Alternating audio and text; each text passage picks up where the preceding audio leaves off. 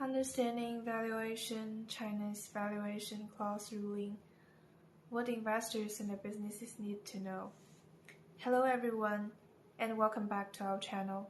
Today we are breaking down a landmark ruling from Beijing Financial Court, one that's reshaping how valuation adjustment mechanism, the VAM clauses, commonly called beton clauses in simple terms, work in Chinese capital markets.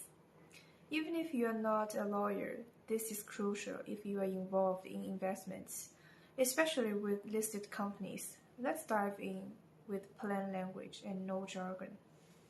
First, let's clarify what a valuation adjustment mechanism clause is.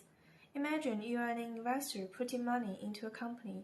You might agree on a bet with the company.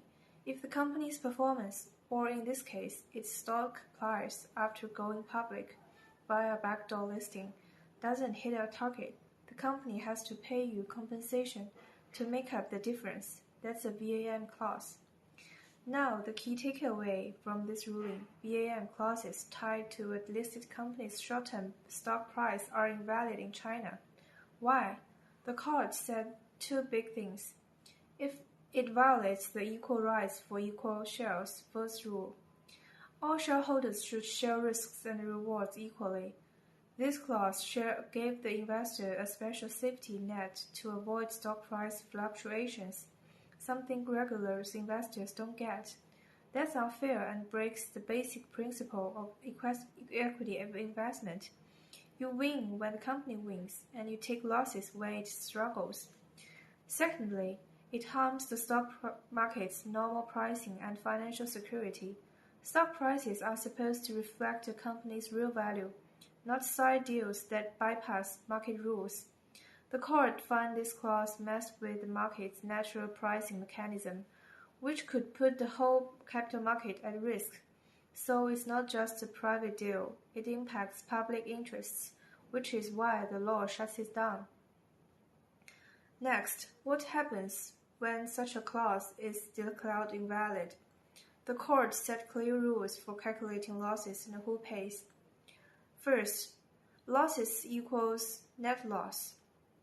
The investor's actual loss isn't just how much they put in, it's total investment minus any money they got back, like proceeds from selling the stock, dividends, or compensation they already received. In this case, that net loss was over 100 million RMB.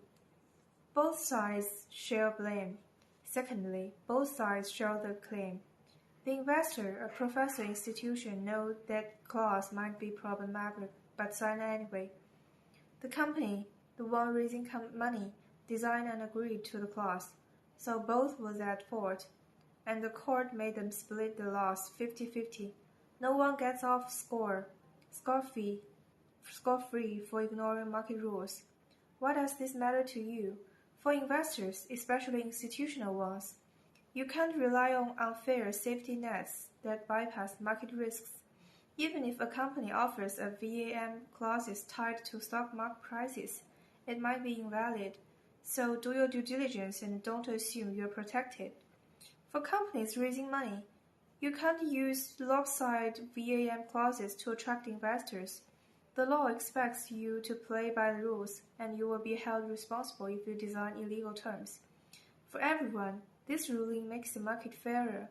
It stops special deals that rig the system, and ensures all participants, investors and companies alike, take responsibilities for their choices. If you do have questions about this, how this applies to your investments or business, drop a comment below. Don't forget to like and subscribe for more plain language explanation for Chinese business and legal news. Thanks for watching.